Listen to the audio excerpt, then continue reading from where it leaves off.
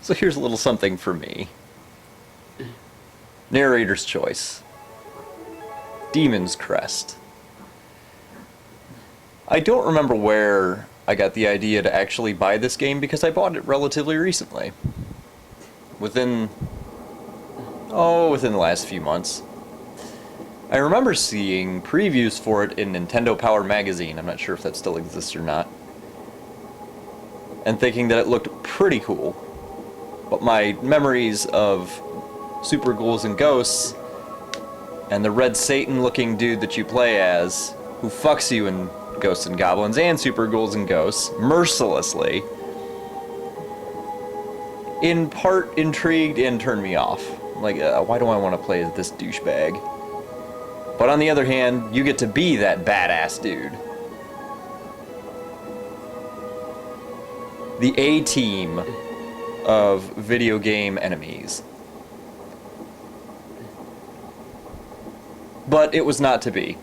I never attempted trying to get it because it had demons and, well, the name is Demon's Crest, and at the time, what I played was very, very heavily regulated. But as an adult, I was looking at GameFAQs, and they had a list of somebody's most underrated games, and two of those games on there intrigued me. One was Vagrant Story, which I had seen in another magazine that a friend had given me. That game looked very cool. But the little kid in me remembered Demon's Crest, which was on that list as well. And I thought, I have to check this out. So I checked it out on GameFAQs.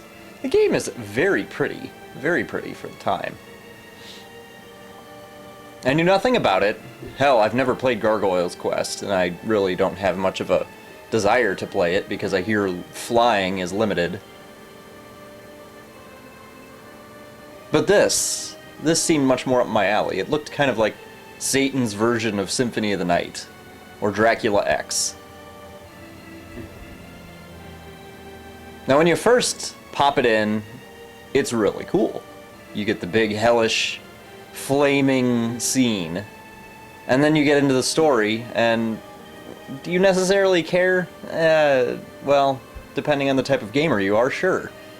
But after the big flaming hell scene, you're treated to a pterodactyl chasing red demon ass.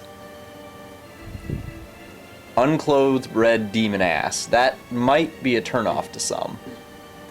I was somewhat weirded out.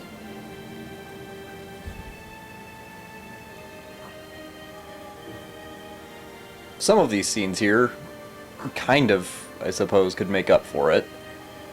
But not really. You have to get into the actual game to appreciate it. There is no satanic homoeroticism about this game whatsoever, unless you're desperate enough to count the lead character. You know what? I take that back. The dude chasing this guy is a total creeper.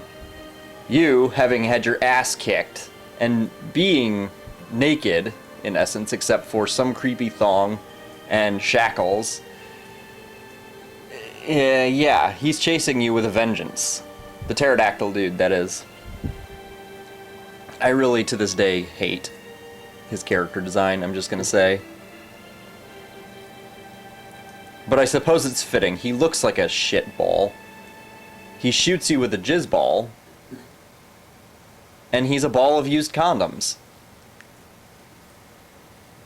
He knocks you out of the sky with his long-distance molestation, and locks you in a coliseum. Now, being of Italian Roman descent, being locked in a coliseum doesn't necessarily hurt. But when it's by this fag, that's just call for vengeance. So I've created my own little story. Who the fuck cares about the crests? Those are just a means to an end. This guy snuck up on you and stuck it from 30 feet away. No self-respecting child of Satan would let that stand.